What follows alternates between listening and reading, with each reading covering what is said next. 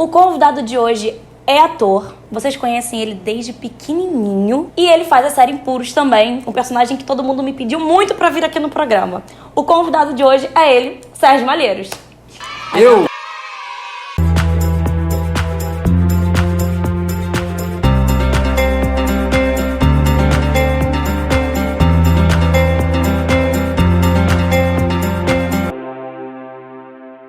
Oi, gente! Finalmente eu trouxe o Sérgio Malheiros pro canal! É isso aí. Seu nome foi pedido tanto no box de perguntas. Na verdade, eu que te consegui trazer aqui pra minha casa, né? Eu consegui trazer você pro Rio. Exatamente. A gente tava marcando, eu falei, hoje a gente grava. E foi assim, vocês me pediram tanto. Sérgio, é muito legal ter você aqui, porque o Papo com K, a gente sempre gosta de contar a história das pessoas, contar os hobbies das pessoas, porque as pessoas conhecem a gente assistindo na televisão. E a gente gosta de mostrar que existe vida atrás disso. É verdade. Então conta pra gente, como é que você começou nesse mundo? Lá atrás. Então, minha história é uma história muito particular, na verdade, né? Porque eu acabei entrando nesse mundo muito criança. Quantos anos você tinha? Eu comecei a fazer teatro com a Luísa Thierry com 5 anos de idade. E aí, até engraçada a história, porque eu quis ir fazer teatro porque eu tomei um choque no pier elétrico, no pier da Barra ali, que era na época tinha um farol, assim, parecido com um farol, como um farol mesmo, que ficava ligado e tal, como é lá em Salvador. E aí, a fiação mal feita, né, a fiação elétrica ficou exposta, uma obra de ano de eleição. Cara, eu me debrucei ali, tomei uma descarga de 500 volts, quase morri. E aí, fiquei no hospital dias, assim. E depois eu saí do hospital já, quase um mês depois, e muitos repórteres vieram me perguntar e tal. Né? E aí me pediram pra ir lá e fazer uma simulação. Esse vídeo tá aqui no YouTube, se vocês quiserem procurar. Quero colocar. É só botar aí Sérgio Malheiros no Pier da Barra. Levou um choque. Que tremendo assim, no concreto, batendo o queixo no concreto. E aí eu fui lá, fiz uma simulação para gravar o programa, né, a chamada pro RJTV, ou o jornal, sei lá, acho que era o RJTV. E fiquei amarradão aquilo. Eu achei irado reproduzir aquele momento. Aí eu queria fazer de novo. Eu falei, não, mas eu fiz errado, eu botei a mão errada. Aí o cara, não, tá tudo bem. Eu falei, não, peraí. E aí depois eu fiquei em casa assim, pensando, pô, doido. Aí olhei, quando passou. Ele só tinha 5 anos, só o detalhe que eu queria falar. Aí eu falei, mãe, eu quero muito aparecer na televisão de novo, mas não como acidentado. Quero aparecer como famoso, como ator. Aí ela achou bonitinho isso e tal. Minha mãe sempre quis ser atriz. Minha mãe, ela depois acabou fazendo faculdade de artes cênicas também. Ah, que ótimo. Por causa de mim. E ela, enfim, vinha do subúrbio, completamente longe, né, de uma realidade de estar aqui no centro da cidade, ou perto das grandes produtoras. Na verdade, aí ela falou, meu filho, tudo bem, esquece, isso não vai dar certo, mas eu vou te colocar no curso de teatro. E aí ela me levou para um curso de teatro. Na época, a Luísa Thierry estava começando a dar aula, que é, assim, uma atriz incrível. Todo mundo fala que no canal da Luísa Thierry, o Logan falou a mesma coisa. E aí, eu tinha 5 anos, ela foi minha primeira professora de teatro. Assim, nem era teatro, era uma iniciação teatral, era uma brincadeira ali.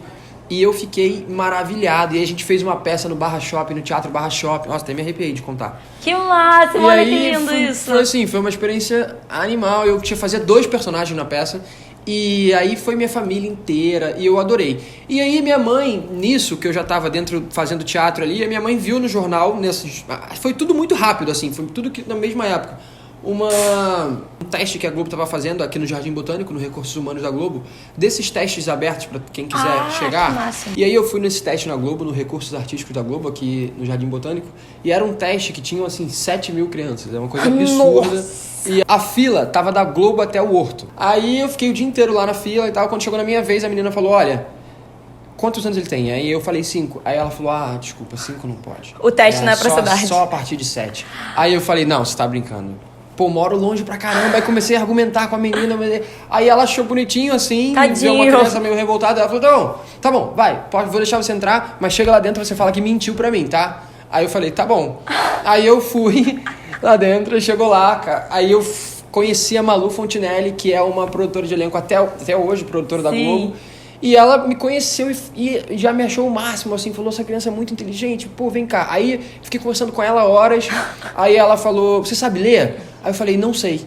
Aí ela falou, Pô, mas como é que você vai decorar o texto? Eu falei, não, me dá que eu decoro. Aí ela deu um texto pra mim, eu não sabia ler. Aí eu fui, minha mãe foi treinando comigo no carro, e aí eu decorei o texto e voltei na semana seguinte pra fazer um teste. E passei no teste e assinei um contrato com a Globo.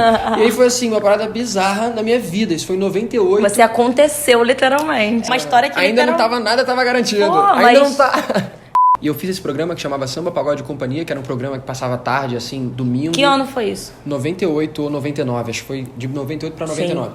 E aí, esse programa, que era um programa que falava sobre... Que era um programa do Netinho e do Salgadinho, os pagodeiros. Nossa, sim! E aí... A sua mãe já tá ali, ó. Já vive. E aí, era uma história de uma babá que tomava conta de umas crianças, e essa babá era a Kelly Ki, que na época chamava Kelly K. E aí ela tomava conta de umas crianças e eu era uma dessas crianças. Então a gente ficava em casa fazendo algumas coisas e eventualmente ela falava, agora vamos assistir aquele DVD da música tal. Aí a gente ia lá e assistia a música. Era uma espécie MTV, sim, assim, sabe? Sim. Chamando os clipes das músicas do pagode, só que à tarde na Globo.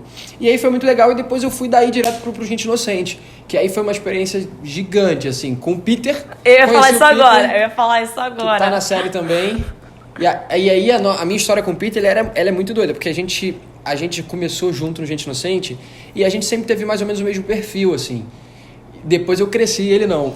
Mas, o Peter nunca cresceu. Enquanto a gente era criança, a gente tinha mais ou menos o mesmo perfil.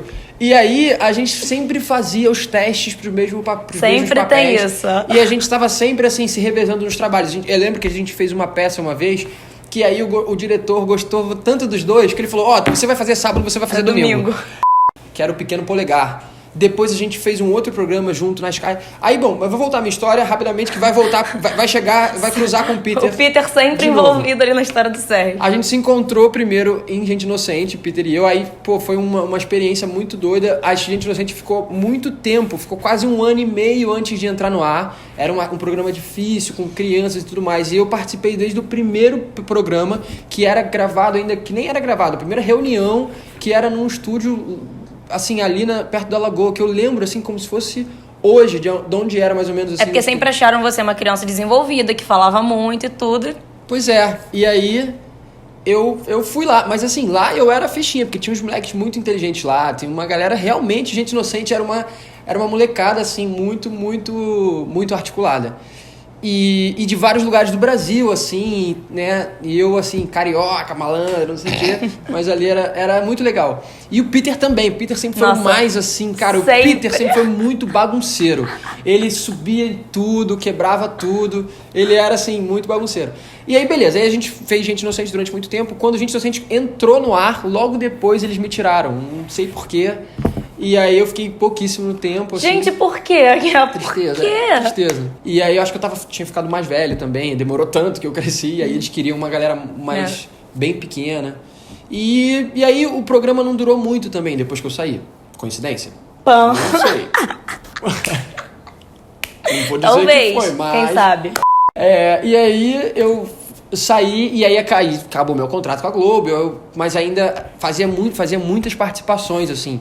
E tive outros produtores de elenco que começaram a gostar muito de mim, me chamando pra fazer muito... Eu fazia muito Você Decide. Lembra desse Você Decide, que era uma história? Eu fazia muita simulação da linha direta. Sim, nossa! Nossa, linha direta eu fiz muito. Eu fazia muita participação, assim, fiz participação no Anjo Caiu do Céu, Agora Que São Elas, muitas novelas. E pequenos personagens que às vezes ficavam uma semana na trama. E vivi muito tempo fazendo muita participação. E assim, eu rodava, eu fazia bastante mesmo, fazia todo mês eu fazia uma coisinha. Nossa!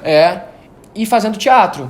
Aí continuei fazendo curso, continuei fazendo peças, aí foi uma época na minha vida que eu fiz muitos musicais infantis, né? E aí, depois disso, em 2002, eu fiz um teste para um programa que foi muito maneiro, que aí eu imagino, eu penso que a minha carreira de fato começou ali. Um pouco aí, porque antes eu fazia muitas participações, já tinha feito alguns trabalhos legais e tal, mas eu não tinha uma dinâmica de decorar muito texto, de fazer muita cena direto. Aí esse programa foi um grande treino e foi logo antes de Da Cor do Pecado, então foi muito bom, porque eu fiquei 1 ano lá no programa que era o X. Era um programa que falava sobre a programação da Sky. Era um programa num canal da Sky que ficava rodando 24 horas falando sobre a programação da Sky, e a gente gravava muitas coisas, muitas situações. era um programa de 4 jovens que meio moravam juntos, assim, e tal. E aí, eu substituí o Bruno Abraão, que era um menino também dos atores mirins mega conhecidos, que fez Celebridade. Ele saiu pra fazer Celebridade. E aí bombou, né? em Celebridade, e aí eu entrei e saí depois de fazer A Cor do Pecado. E aí eu fui fazer esse programa, o X, fiquei lá durante um ano. Esse já era que ano? E aí era 2003. E aí, em 2003, eu fiz o teste para Da Cor do Pecado e chegou o momento de renovar o contrato com o X. Sim. E a resposta de Da Cor do Pecado ainda não tinha saído. E eles precisavam que eu renovasse o contrato por mais um ano, porque iria continuar e tudo mais e tal. E aí chegou no momento de eu falar, cara, você vai ter que renovar. E eu tava fazendo o teste de Da Cor do Pecado e tinha ficado entre os 3. E tinha ficado entre 3 garotas. Eu, um outro menino que depois saiu, e o Peter. Eu ia chutar o Peter, ia falar que era o Peter de novo. E aí, beleza, aí só nós 3, e aí eu tive que fazer assim, aí minha mãe, cara, o que eu vou fazer? Era a primeira vez que eu tava ganhando um salário. Falei, cara, um salário bom, era um salário bom, melhor do que minha mãe ganhava. Sim. E aí ela falou, vamos arriscar, não vamos renovar. Aí não renovou. E aí eu arrisquei, assim, de maluco. Nossa! Arrisquei, não renovei, e aí a novela estreou e eu não tinha certeza que era eu. Aí eu, ainda tava... Nossa. Só que tava todo mundo dizendo aquela coisa de, vai ser você. Eu, mas a gente não tem a resposta. Depois eu já me estrepei 1000 vezes. Totalmente, todo mundo. Só que assim, eu tive um feeling ali, foi um momento de... Foi um risco bom ali. Foi um risco bom, assim. Hoje eu tô fazendo isso de novo agora, mas agora com mais cautela. Dizer não, assim, pra um trabalho, naquela época, a minha primeira possibilidade foi realmente um... Mas aí, quem é que entrou no meu lugar pra me substituir no programa? O Peter! A entrevista quase com o Peter. Se o Peter tivesse aqui, a gente teria literalmente uma dupla. Muito doido. E aí o Peter ficou lá, ficou um tempão, até o programa acabar. E você praticamente revezava, vou ficar nesse trabalho e você fica nesse. Não, E o programa também abriu muita porta pro Peter, né? Depois dali foi fazer Malhação, tem o trabalho dele de música. Então foi muito maneiro. E foi muito legal a gente se reencontrar agora em Impuros. Foi o que aconteceu comigo com o João também. Você conhece desde criança, a gente se encontrou de novo em Impuros. Foi legal. E suas maiores referências, Sérgio? Agora, nessa carreira. Quantos anos você tem de carreira já? Quantos anos você tem hoje? Tô com 21 de carreira, 26 de vida. Mesma coisa, quase. Durante esse processo todo, hoje, mais velho, mais maduro, já há muito tempo nisso, quem são as suas principais referências, sua motivação? Porque o Sérgio, quem acompanha o Sérgio nas redes sociais, sabe que o Sérgio tá sempre botando conteúdo, sempre tá botando coisas importantes, serviço pra sociedade, né? Então, quem são suas inspirações? Como você procura estudar? O que você segue, assim?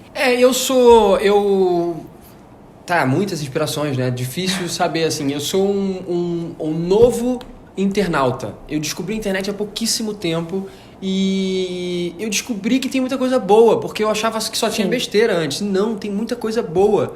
E aí, hoje eu faço 300 cursos online, eu faço 1 milhão de vídeos, eu passo horas ali. Eu consigo, através da internet, conseguir buscar um conhecimento muito específico, assim, ou assistir uma masterclass do Spike Lee, ou conseguir, de repente, assistir um programa no YouTube com Christian Duncan, que é o maior nome de filosofia da USP, sabe? Esse cara tá lá fazendo um vídeo no YouTube todo dia. E você gosta dessa parte, de estudar parte de filosofia, estudar parte de... A gente vê muita coisa sua sobre história, sobre geografia também ali no Instagram, por exemplo. Eu sou apaixonado por aprender qualquer coisa. Eu sou apaixonado pelo processo de aprendizagem. Então eu aprendo um monte de coisa, depois eu desisto e vou embora aprender outra coisa. Mas na verdade a gente nunca aprende pro vazio. Como o Steve Jobs mesmo fala. Tudo é uma ligação dos pontos. O que te torna único é o conjunto de habilidades que você adquire. Sem dúvida. E a internet é um meio muito bom, né, para isso, porque tem tudo, né? Tem tudo. Então você coloca, assim, as coisas mais absurdas e você tem muita informação sobre aquilo.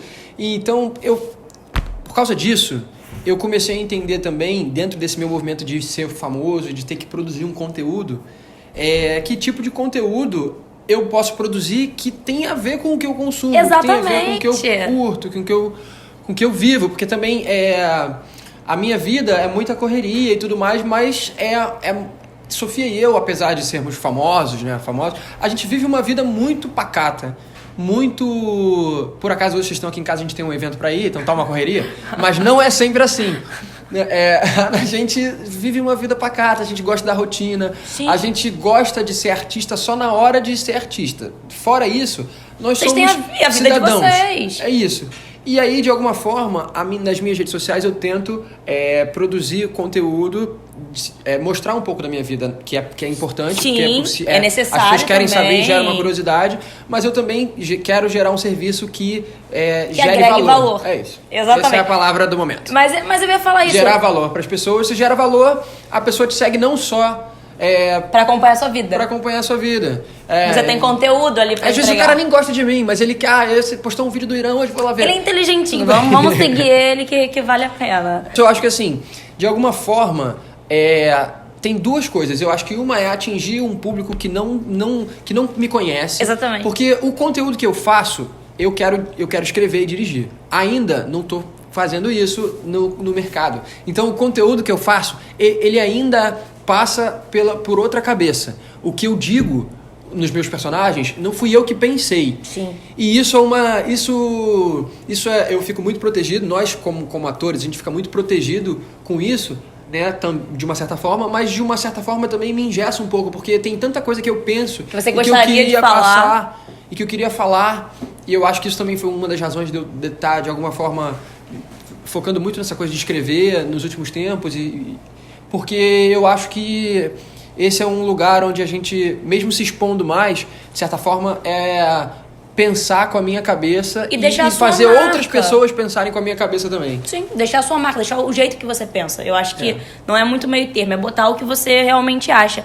E agora que você já falou também sobre dirigir e tudo, fala pra gente quais são suas novas metas pessoais, profissionais. Então, eu tenho essa vontade de dirigir desde que eu entrei num set pela primeira vez, assim. Sério? Então, com 5 anos, eu entrei lá em Gente Inocente, eu falei, era o Wilton Franco, o diretor. Eu falei, eu quero fazer o que esse cara faz. Esse cara que manda em todo mundo? Então, beleza. Você queria tudo com 5 anos, você já queria atuar, você já queria dirigir. Não, e aí, ó. desde 5 anos, eu já sabia que eu queria dirigir e eu já sabia que a atuação seria um caminho para poder chegar na direção. O que depois eu até parei para pensar melhor e, assim, hoje eu acho que as coisas são muito juntas, sabe? Eu acho que tudo tem a ver com o fato de eu querer contar histórias, assim. Essa é a minha... Eu sou apaixonado por narrativas de qualquer jeito, assim. E aí... E tem muita coisa que conta história, né? Uma música pode contar uma história, um quadro, uma foto. Então eu me... Você descobriu esse ponto, né? Eu descobri que como eu sou o que eu sou apaixonado, na verdade, são histórias e narrativas. Então, a arte, ela é feita disso. Então, tudo, de alguma forma, se conecta, né?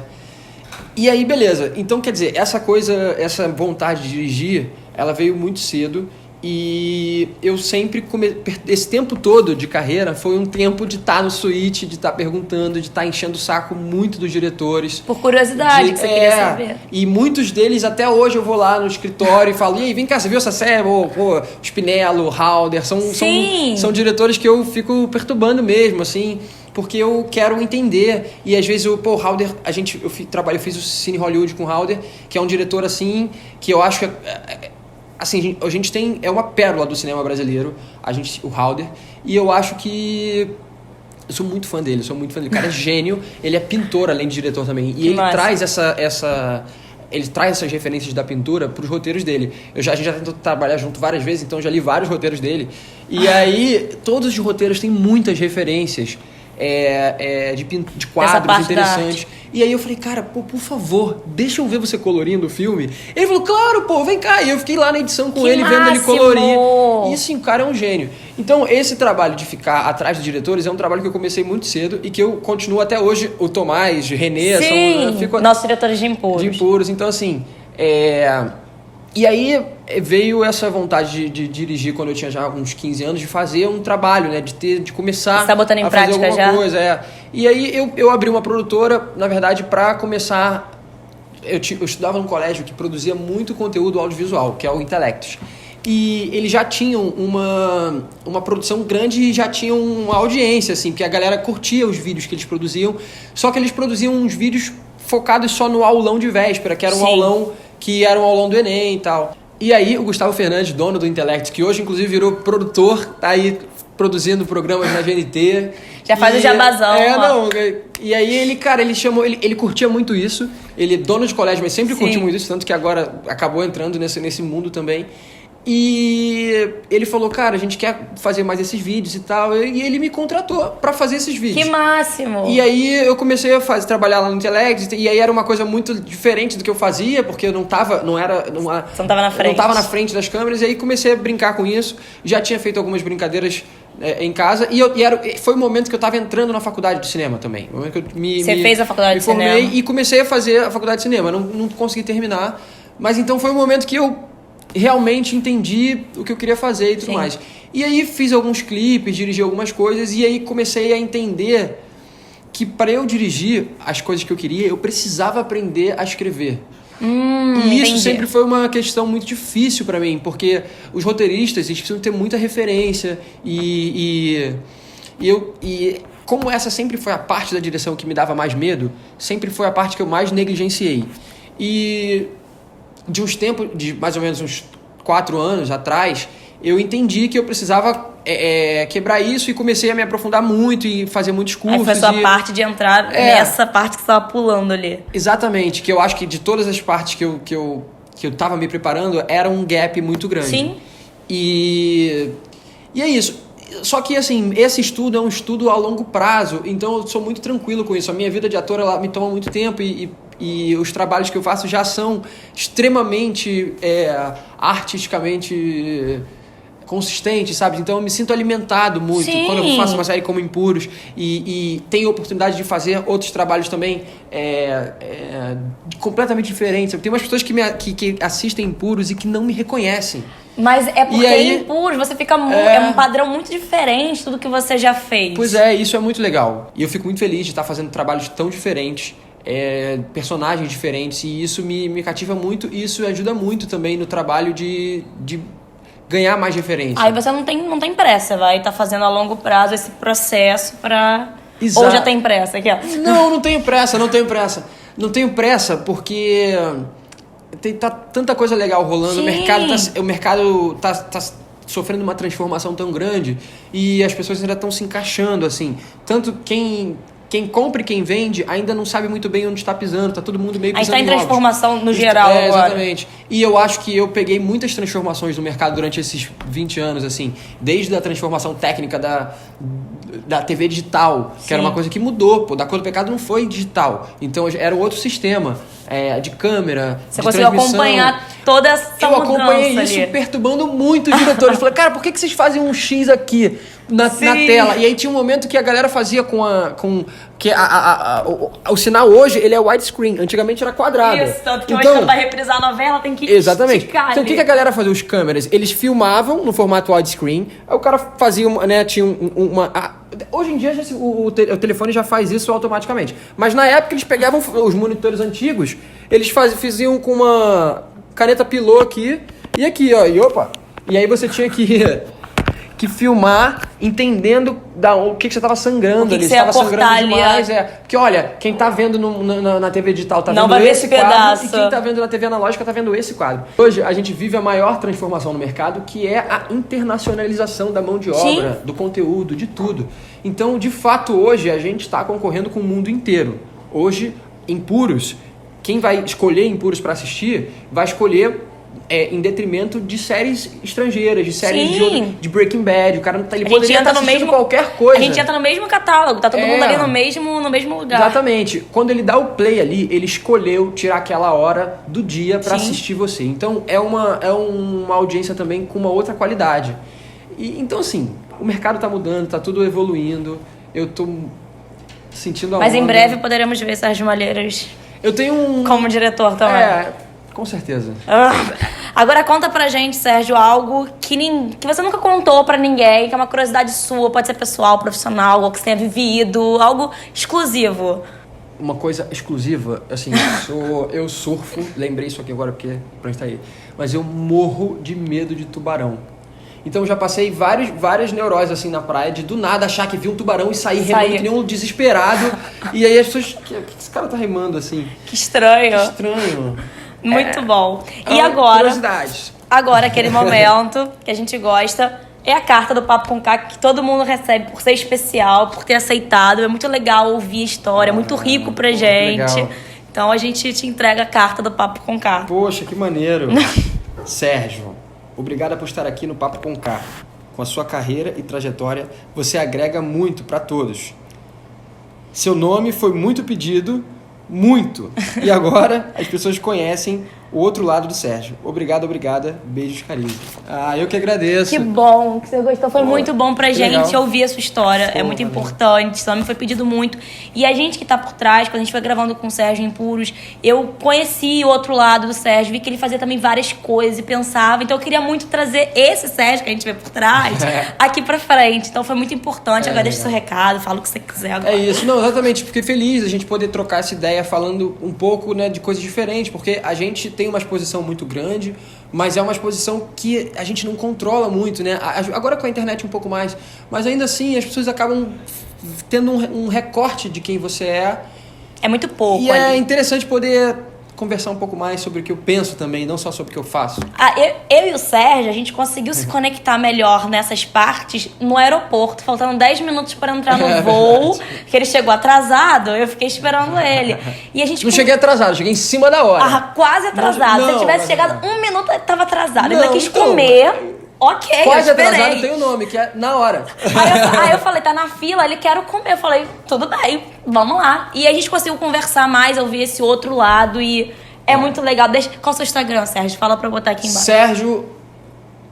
Underline. E não sabe, gente. Pô, não lembro. Entendi, gente. Bota Sérgio Malheiros 17. Não. Não, 17. Sérgio Underline Malheiros. Sérgio Malheiros 17 também. Entendi. Então é Sérgio Underline. É porque eu mudei meu Instagram. O meu Instagram era diferente, eu mudei tem um tempo. Mas é Sérgio Underline Malheiros. Pronto, Sérgio Underline Malheiros. E o meu Instagram, vocês já sabem, Caris e Brum Oficial. E é isso, até o próximo. Obrigada, Sérgio. Eu te agradeço. Valeu, galera.